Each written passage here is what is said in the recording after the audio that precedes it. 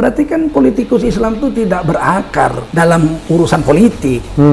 Jadi kita nggak boleh menepuk dada, kami kiai, kami punya ormas, kami adalah terbesar di Indonesia. Iyalah, dalam zikir-zikir iya, dalam zakat-zakat, bayar zakat, infak, sedekah, bangun masjid, bangun pesantren iya.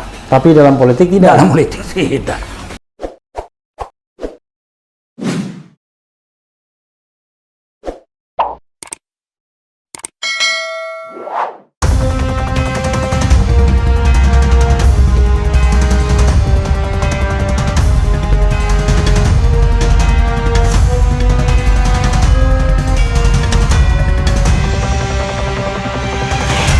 Assalamualaikum warahmatullahi wabarakatuh, Sobat RH sekalian. Jumpa lagi kita di channel yang keren ini, Keren Cadas.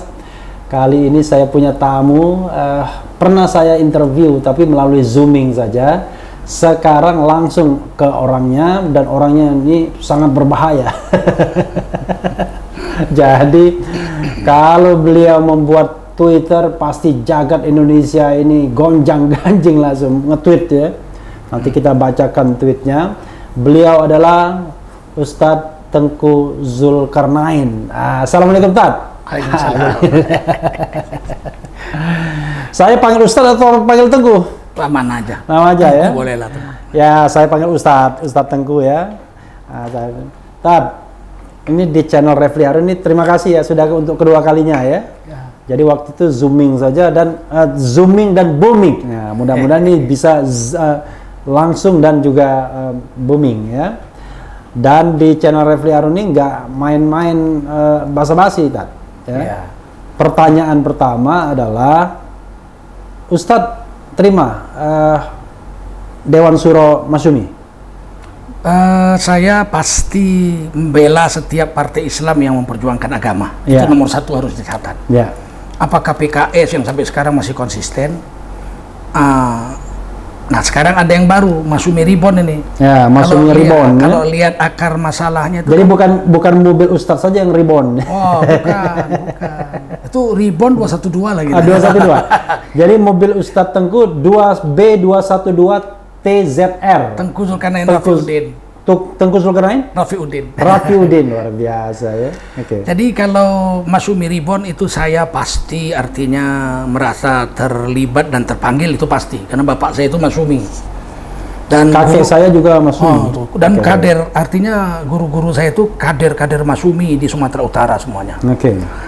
Tapi kalau untuk duduk di jabatan eksekutif mungkin saya tidak, karena ada kegiatan dakwah yang tidak saya tinggalkan. Tujuan hidup saya itu kan hidup dalam dakwah, mati dalam dakwah. Nah, jadi kalau menyongsongnya, membantunya, saya akan gunakan 100% kekuatan saya untuk membantu Masyumi itu. Tapi untuk Dewan Syuro enggak? Kayaknya secara formal. Ya, kayaknya saya secara formal. Kan Dewan Syuro bukan eksekutif, Tengku. Ya, tapi tidak boleh karena nanti kasihan yang partai Islam yang lain, udah ada PKS, ada PBB, ya kan. Jadi baju jadi sempit jadinya. Ya, bukan soal sempit bajunya, soalnya saya itu jadi terikat. Terikat artinya saya nggak bisa lagi nanti bergerak di bidang lain. Tapi kalau ditanya 100% dada sini belah, Masyumi ini. Masyumi. Ya, tapi sekalian saja, kebetulan kan teman-teman saya juga itu yang ikut deklarasi Ribon Masyumi ini ya. Ada Abdullah Hamahua di situ, ada MS Kaban, ada Ahmad Yani yang juga Komite Eksekutif Koalisi Aksi Menyelamatkan Indonesia. Tapi persoalannya adalah, biar saya kritik sekalian ya. Ini Ribon tanggal 7 November kemarin, kan Masyumi ini sudah 60 tahun. Sudah 60 tahun di ban. Di ban oleh Bung Karno tahun 1960. Sekarang tahun 2020. Artinya sudah 60 tahun. Berdirinya saja cuma 15 tahun, dari 45 ke 60. Masih relevan nggak sebenarnya? Kalau relevannya masih relevan, karena satu-satunya partai Islam yang terkorban dibubarkan Bung Karno itu Masyumi. Dan kader-kadernya kan masih hidup. Artinya walaupun kami generasi ketiga ya saya, tapi kan guru saya itu orang Masyumi semua. Hampir dikatakan semua orang Masyumi guru saya. Dan saya kan didikannya ini 100% ini jadi ini di tangan orang-orang Masyumi. Jadi untuk diketahui Sobat Era, Masyumi itu didirikan tahun 45. 7 sampai 9 September 1945. 45. Pendirinya itu Muhammad Natsir, Yai Hashim Asy'ari, Kiai Wahid Hasyim. Iya, Kiai Haji enggak, Yai Hashim Asy'ari. Oh, Hasyim Asy'ari, bukan Wahid Hasyim. Bukan. Hah? Bukan. Kiai Haji Hashim Asy'ari pendirinya. Oh, Hasyim Asy'ari. Iya, langsung pendiri NU. Oke. Kemudian Kartosuwiryo dan Sekarmaji Marijan. Ya, dan Kartosuwiryo. Dan Muhammad Nasir satunya. Ya, Muhammad Nasir. Jadi ada 3 itu, dan dulu menyatukan Muhammadiyah dan NU. Ya. Tapi belakangan NU kemudian mendirikan partai lain.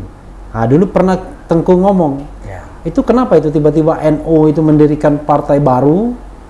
Dan pertama saya lihat begini, Bung Karno terlambat menggelar pemilu, itu di luar perkiraan.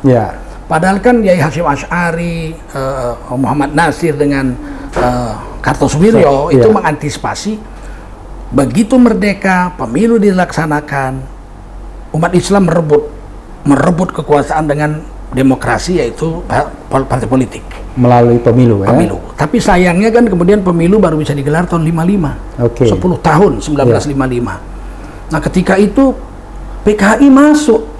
Padahal kan PKI itu kan sudah merontak tahun 48 tuh. 48. PKI Muso kan harusnya tidak masuk. Sebab kan untuk memerdekakan Indonesia PKI nggak ikut. Memproklamasikan kemerdekaan Indonesia pun PKI malah mengatakan itu kudeta. Kudeta kaum borjuis yang gagal, kata Muso. PKI bilang itu, dan disetir oleh Quisling Jepang. Karena Bung Karno kan dianggap Romusa, mandor Romusa Jepang waktu itu. Dan Bung Karno sampai mengeluarkan pilih Muso atau pilih Bung Karno Hatta. Semestinya kan PKI nggak ikut itu pemilu 55. Tapi kemudian tahun 52 DN Aidit dan beberapa kawan-kawannya itu ke rumah Bung Karno, hasil pemberian seorang pengusaha kaya Martak, Faroj Martak. Itu masih saudara dengan Yusuf Martak ya? Itu pamannya itu. Pamannya Yusuf Martak. Yusuf Martak GNPF Ulama ya? 212. Ya, GNPF Ulama. Itu paman dia itu, saudara bapaknya. Jadi Yusuf Faroj Martak inilah yang memberikan rumah Bung Karno, karena Bung Karno nggak punya rumah. Di Pegangsaan Timur 56 itu ya. Kemudian kan disitulah diterima Aidit dan kawan-kawan ngobrol sampai subuh. Entah apalah caranya itu Aidit dan kawan-kawan mempengaruhi Bung Karno. Bung Karno berubah 180 derajat, menerima komunis, ikut pemilu. Tahun 53 mereka konsolidasi, 54 sudah mantap bikin kongres, 55 mereka ikut. Dan nomor 4. Ya, menjelang pemilu itu Bung Karno naik haji. Menjelang pemilu 55 menjelang Bung Karno naik haji, dibawalah ulama-ulama NU. Termasuk PKI, Subandrio juga naik haji. Nah, waktu itulah entah apa lobi Bung Karno di Mekah. Kan lama naik haji 40 hari kan. Entah apa lobinya, pulang-pulang dari sana NU keluar dari Masyumi. Membuat partai NU. Itu yang terjadi. Akhirnya memang pendudukannya nomor 4. Nomor 4 pemenang pemilu. PKI yang nomor 4. Nomor 4. Jadi nomor 1 itu Masyumi, nomor 1 PNI 58 kursi konstituante. Masyumi 58 kursi konstituante, sama itu. Tapi suaranya beda. Cuman kursi sama. Suara beda. Kemudian NU 30 kursi dan PKI 28 kursi. Nah, ini yang terjadi waktu itu, sehingga berpisahlah NU dengan Masyumi. Seandainya waktu itu nggak pisah, itu kita punya 58 kursi tambah 30. Kita mayoritas itu di situ 88 kursi. Nah, itulah apa namanya hebatnya strategi politik itu. Sehingga Islam pecah dari awal itu sudah pecah. Padahal Masyumi didirikan diharapkan sebagai partai tunggal satu-satunya umat Islam ya. Meskipun kemudian kan PRT juga keluar, Persatuan Tarbiyah Islamiyah juga keluar. Tapi tidak berpengaruh besar. Karena yang sangat berpengaruh besar menggembosi Masyumi itu ya NU. Nah, Ustadz, itu tahun 55 ya. Tahun 55 itu bisa dibilang bahwa partai Islam atau berbasis massa Islam itu mayoritas baik di konstituante maupun DPR. Ya. Walaupun tidak sampai 2/3 untuk bisa menerima ideologi Islam pada waktu itu. Zaman Bung Karno kita tahu bahwa kekuatan Partai Islam ini mulai digembosi. Ya. Terutama Masyumi sebagai partai terbesar akhirnya dilarang. Ya, tahun 60, 1960, 17 Agustus Tahun 1960. Ya, tahun 60 itu ya. Masyumi itu dibubarkan ya. Dan sampai sekarang Partai Islam itu quote unquote, ini mohon maaf ya, nggak laku. Ya. Pada zaman Orde Baru 5 partai Islam dijadikan satu menjadi P3. Memang selalu nomor 2, tapi pesertanya cuma 3. Ya kan? Ya. Di zaman reformasi tidak pernah partai Islam itu bisa nomor 1, bahkan nomor 2 saja tidak pernah. Ya. Tahun 99 PDIP nomor 2 Golkar, tahun 2004 Golkar nomor 2 PDIP, 2009 nomor 1 Demokrat, nomor 2 Golkar, 2014 PDIP, 2019 PDIP. Kenapa Ustadz? Ya, kalau ini kita harus terang-terangan kalau saya bilang. Ini Ya. Tokoh-tokoh Islam itu ternyata tidak militan dalam segi politik. Oke. Saya tidak tuduh mereka tokoh-tokoh itu. Kita bilang tokoh-tokoh Islam, tokoh-tokoh ya? Islam. Tidak menunjuk 1, 2 nama, 3 nama ya, Ya, tidak. tokoh-tokoh Islam. Ya. Saya katakan mereka tidak militan memajukan politik Islam. Ya. Saya tidak menuduh mereka bisa disuap. Ya. Tapi ini kenyataan pahit. Misalnya lah di Jawa Tengah, Jawa Timur itu kan katanya basisnya NU. Ya. Katakan Jawa Timur basisnya NU. Ya. Ternyata konstelasi politik sejak zaman pemilu pertama itu NU nggak pernah memegang peranan penting. Sejak pemilu pertama. Sejak pemilu pertama. 55. Iya. Oke. Kalau di Jawa Timur, Jawa Tengah kan yang menang itu PNI dengan Masyumi. Kalau Jawa Tengah PNI dengan PKI yang menang. Ya. Iya kan? Di mana partai NU? Di pemilu 55 partai NU nggak menang di Jawa Timur. Partai NU nggak menang di Jawa Tengah. Yang menang kalau nggak PNI, PKI, Masyumi. Iya, iya, Ya kan? iya. Nah, kemudian pemilu zaman Pak Harto udah jelas, P3 Ya. itu kan cuma nomor 2 lah. Ya, ya. Pemanis lah. Nah, ketika zaman reformasi belum pernah tuh di Jawa Timur PKB menang tuh. Nah, coba. Yang menang tuh kalau nggak PNI, Golkar. Kalau nggak Golkar, PNI. Sampai sekarang. PDIP maksudnya? Iya. Oh, zaman setelah sekarang. zaman reformasi kalau nggak PDIP yang menang di Jawa Iya, Timur, bukan Jawa PNI. Tengah. PDIP. Ya, PDIP di Jawa Timur, Jawa Tengah. Kalau nggak PNI, kalau nggak PDIP, Golkar. Demokrat pernah juga. Ah, tapi nggak pernah NU Iya. partai Iya. PKB itu juara itu nggak pernah. Nanti dicek lagi Tengku ya, tapi intinya adalah moralnya adalah memang ya itu secara faktual partai-partai Islam itu memang tidak lagi Ya, bisa mendapatkan kalau tempat. PKB dianggap perwakilan dari NU, Ya. kalaupun nggak bisa menang di seluruh Indonesia, di basis-basis Islam macam di Sumatera Ya. Barat, di Aceh, paling nggak kan Jawa Timur, Jawa Tengah menang. Ya. Kan kenyataannya nggak menang. Ya, ya. Berarti kan politikus Islam itu tidak berakar dalam urusan politik. Jadi kita nggak boleh menepuk dada, kami kiai, kami punya ormas, kami adalah terbesar se Indonesia. Iyalah, dalam zikir-zikir iya, dalam zakat-zakat, bayar zakat, infak, sedekah, bangun masjid, bangun pesantren iya. Tapi dalam politik tidak. Dalam politik tidak. Berarti kan gagal. Gagal menempatkan kepentingan politik itu demi Islam, itu gagal. Tapi ada yang mengatakan bahwa politik ormas Islam terutama ya adalah politik diaspora. Jadi mereka tidak ngumpul di satu tempat, tapi mereka menyebar di mana-mana. Tapi nyatanya kalah. Prestasi terbaik partai-partai bernuansa Islam itu adalah tahun 99. Kalau kita kumpulin PAN, Partai Keadilan, PKB, P3 itu dikumpul semua, PBB segala macam, berhasil mengumpulkan suara 43%. Ya. Dan berhasil menjungkalkan pemenang pemilu waktu itu Ibu Megawati tidak jadi presiden. Gus Dur jadi presiden.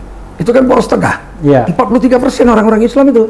Ya. Sehingga ada anggapan kan Ibu Megawati merasa saya itu diganjal oleh politikus-politikus Islam. Padahal orang bilang bukan poros tengah itu, tapi poros kanan plus Ya, Golkar. sebetulnya begitu. Harusnya kan Iya. nggak mungkin dong dari PKB jadi presiden. Karena pemenang pemilu waktu itu PDIP, yang Ibu Megawati harusnya. Tapi kan dipotong di tekongan dengan Persatuan Umat Islam yang 43% itu. Plus Golkar. Plus Golkar bermain. Naiklah Gus Dur jadi presiden. Nah, itulah prestasi terbesar umat Islam dalam sejarah perpolitikan di Indonesia 75 tahun ini. Setelah itu menurun. Tapi itu kan pemilihan tidak langsung oleh MPR, di mana konsolidasi mungkin jauh lebih gampang. Tapi waktu pemilihan langsung, pertama Partai Islam tidak pernah menang, kedua tokoh Islam tidak pernah terpilih sebagai presiden. Ya memang. Kenapa? Karena orang Islamnya sendiri tidak militan. Sekarang ini aja misalnya, kita lihatlah dalam pemilihan politik yang terakhir ini, semuanya nyebrang ke sana. Koalisi PDIP itu kita lihat ya, P3 ke situ, PKB ke situ, PAN ke situ, semua ke situ kecuali PKS sama Demokrat. Artinya perjuangan Partai Islam ternyata menyeberang juga ke nasionalis. Ini tragis ini. Nah, di tengah kondisi dan situasi seperti itu, Tengku ya, kita tahu bahwa kalau kita lihat hasil pemilu kemarin saja itu sangat pilu sekali kan untuk Partai Islam atau berbasis massa Islam. Nomor 1 PDIP, bukan Partai Islam atau berbasis massa Islam. Nomor 2 kalau dari sisi suara Gerindra, tapi dari sisi kursi Golkar, bukan Partai Islam atau berbasis massa Islam. Nomor 3 Golkar, nomor 4 Nasdem, nomor 5 barulah PKB, Partai Islam atau berbasis massa Islam. Nomor 6 PKS. Demokrat, nomor 7 PKS, nomor 8 PAN, nomor 9 P3. Jadi Partai Islam atau berbasis massa Islam itu di parlemen saat ini memang jumlahnya 4 dari 9, tapi urutannya cuma 5, kan PKB 5 kan? 5, 7, 8, 9. Malah 3 buntut terakhir. Kemana masa Islam yang besar itu? Iya, sebetulnya kalau mau jujur yang di Golkar itu juga orang-orang Islam. Oke, tapi kan mereka kan bukan orang-orang yang religius nasionalis, tapi nasionalis sekuler umumnya. Nah, itu kegagalan para ulama menanamkan kepada masyarakat Islam bahwasanya kita itu harusnya berpolitik itu nasionalis religius, bukan nasionalis sekuler. Atau kalau misalnya mau direfleksikan lagi, apakah karena para kiainya itu justru menghindari partai politik? Tidak, nyatanya kan para kiainya berpihak. Kalau kita lihat di akar rumput lah ya, itu para kiai di wilayah-wilayah kantong Islam tuh berpihak kepada partai yang berbasis tidak Islami. Saya dengar cerita ini satu hal yang menarik ya, walaupun sambil gurau. Kiai Haji Ma'ruf Amin pernah memimpin sidang di MUI, Dewan Pimpinan Pusat sedang rapat mingguan ya. Beliau adalah waktu itu ketua umum Majelis Ulama menghadapi Indonesia. Pemilu. Dia bilang begini, ada satu pesantren besar ini fenomena Islam waktu ini katanya. Ada pesantren besar, kiainya kiai alim, orang udah sepuh. Satu hari datanglah calon mau ikut jadi bupati, katanya begitu. Kata calon itu, Pak Kiai tolong didukung saya jadi bupati. Terus kiai-kiai yang muda-muda semua hadir. Selesai itu kata kiai sepuhnya, saya akan dukung kamu 100% jadi bupati. All out membantu kamu. Kemudian pulang, salaman, pulang. Nah, kiai-kiai yang muda protes. Nyuwun sewu kiai, itu calon yang bakal kita dukung itu salamnya aja nggak beres. Bagaimana kita mau membantu dia? Kata yang muda-muda. Apa kata kiai tua ini? Ini menurut Kiai Ma'ruf. Loh, dia itu saya ngerti, saya tahu, saya paham, kata Kiai Sepuh.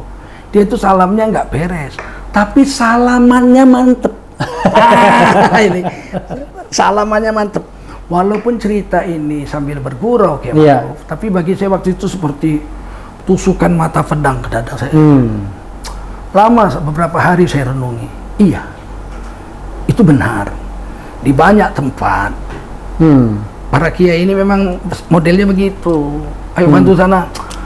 Ya, dia memang alim, bagus, soleh, tapi salamannya blank.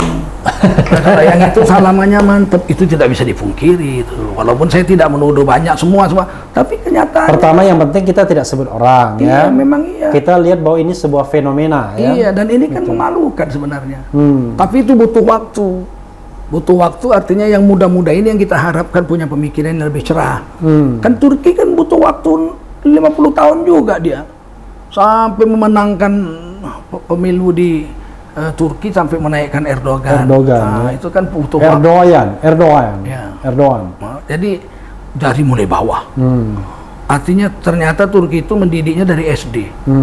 Dari SD terus sampai kuliah, satu generasi 30 tahun. Jadi Tengku ingin mengatakan bahwa masih optimistis dengan politik Islam. Iya, 30 tahun. Kalau dididik dari TK 30 tahun dari sini. Oh iya, ada kalau sekarang ini belum bisa diharap. Mati dulu generasi yang atas ini, generasi bawah saya yang saya didik ini. Kalau segenerasi saya kan 50-50 juga. Mesti generasi yang saya didik, artinya generasi anak saya dan cucu saya.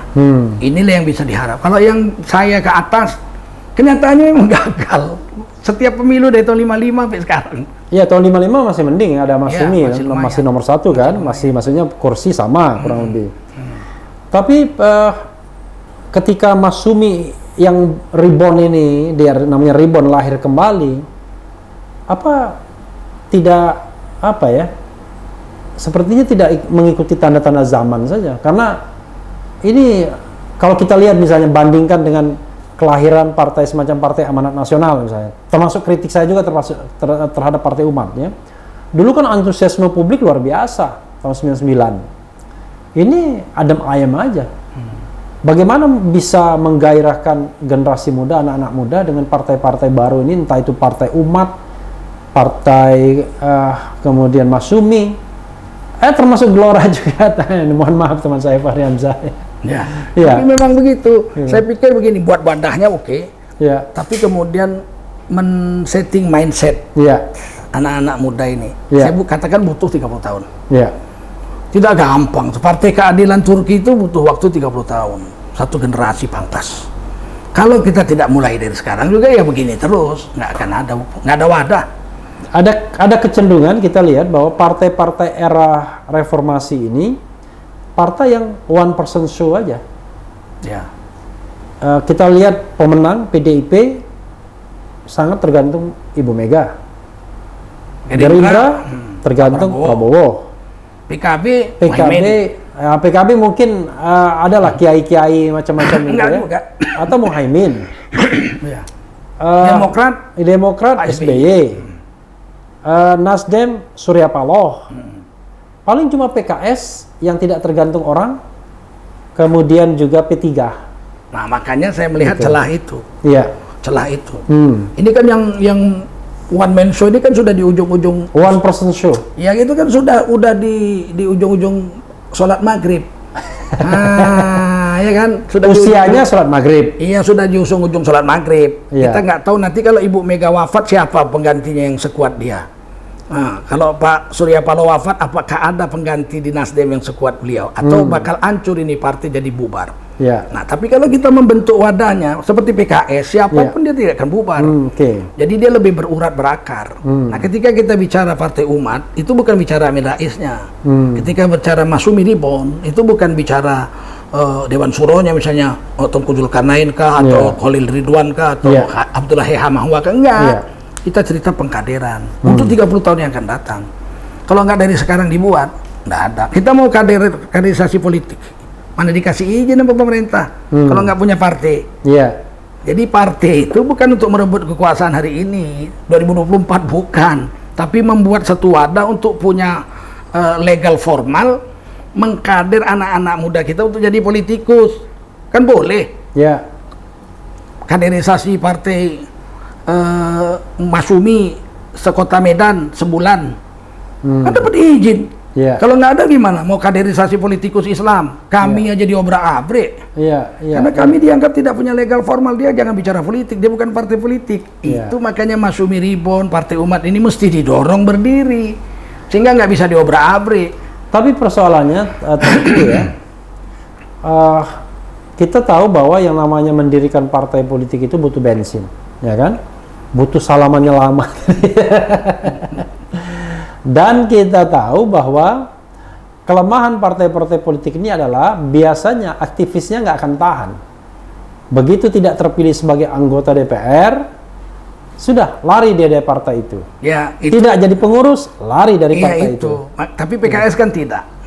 PKS ada Gelora, satu dua, lumayan lah kan Gelora. Iya, tapi tidak membuat partai itu jadi bubar. Artinya begini, kalau satu orang yang berkuasa itu kemungkinan untuk bubar ketika dia wafat besar. Tapi kalau dia by system, memang tetap aja jemaah aja begitu. NU aja begitu, ada yang wafat ini mesti ada yang nyempal gitu. Sama aja jemaah tabligh juga gini wafat ada yang nyempal mesti, tapi tidak besar. Tidak sebesar ketika partai itu atau ormas itu dipegang oleh satu orang yang punya kekuatan full untuk memegang itu sebagai one person show. Kalau one man show kan ada perempuan soalnya. Ya, one person show ya. Itu kan harus diubah. Saya yakin kalau kita tetap ikuti gendang tari begini, Indonesia begini terus. Tengku. Kalau di kader itu pasti seperti saya lah, itu kan dan kawan-kawan itu di kader ya. Artinya nggak ada uang kita berjuang aja untuk agama. Kalau perlu duit kita yang keluar. Tapi Tengku sama sekali nggak tertarik untuk menjadi bagian dari partai politik karena sikap seperti Tengku ini rata-rata ya diambil ulama semua saat ini. Nggak mau ulama-ulama, terutama yang sudah punya nama ya, sudah punya nama, punya umat itu masuk ke dalam satu partai untuk memperkuat partai. Maunya ya udah, kami berada di luar, tapi kita mengendorse sana, mengendorse ini, yang penting itu partai Islam. Iya, karena partai Islamnya banyak. Seandainya kayak Mas Sumi waktu itu, partai Islam cuma satu, atau dua lah dengan NU ya, yang besar itu. Enak kita bicaranya gitu. Misalnya partai Islam cuma satu, digabung lah semua ini, difusi jadi satu. Dulu P3. Kan saya terjun di P3 juga gitu, membantu. Kenapa? Karena pegawai negeri aja nggak boleh jadi anggota. Karena partai Islam cuma satu. Kalau partai Islam 3 saya dulu boleh pegawai negeri jadi anggota, tapi nggak boleh. Harus Golkar. Iya, P3 nggak boleh. Nggak boleh. Jadi kan itu kan 3 itu kan. Golkar malah wajib itu. Kalau partai Islam itu 3, saya mau berdiri di mana? Susah ini. Oleh karena itulah saya itu mau kalau memang mau betul-betul all out bersatu, tapi nggak mungkin. Itu butuh 30 tahun. Percayalah. Kalau 30 tahun ini kita kader, generasi kita nanti 30 tahun akan datang, dia akan berpikir. Tidak ada jalan lain. Kita mesti jadi satu, gampang. Sebab semuanya udah punya pemikiran yang sama. Kalau cara berpikir Tengku seperti ini, wajar saja kemudian Tengku hari ini dianggap ulama yang berbahaya. Paling tidak bisa membawa kapal Indonesia ini ke arah kanan gitu. Nah, nggak apa-apa. Berbahaya atau tidak nggak apa-apa. Kan begini. Biasanya kalau kita ngeritik nggak ada masalah bagi kita. Nggak ada masalah. Yang nggak boleh itu mengkritik pemerintah. Kalau saya nggak ada masalah. Apakah dianggap berbahaya, apakah dianggap kawan, itu nggak ada masalah. Itu resiko berjuang. Kalau resiko berjuang itu kalau kita orang Sumatera, berjuang itu di hutan. Kita menolak konsep berjuang dari dalam tenda musuh. Itu kita nggak mau. Ada sebagian kawan kan, saya berjuang tapi dalam tenda musuh. Ikut dong makan, pakai AC, minum kopi bareng, enak dong. Berjuang itu harus jelas. Jadi harus ngasih jarak gitu ya? Oh iya, ya mesti. Berjuang itu mesti jelas. Lana amaluna, walakum amalukum. Kau jalanmu begitu, aku jalanku begini, begitu. Andai katalah saudara kita yang didamparkan itu ada masalah, harusnya kan seluruh stakeholder penguasa Indonesia itu membelanya. Karena ada yang terhukum mati, bunuh orang aja sampai dibayarkan dietnya 5 miliar. Artinya negara ikut campur membantu warga negaranya. Kok ini terkesan kayak nyalah-nyalahin gitu. Sementara Reinhardt, homoseks yang di London itu yang 40 sekian orang, itu diberikan bantuan hukum oleh negara. Kok kehidupan itu terasa seperti gempa bumi asing.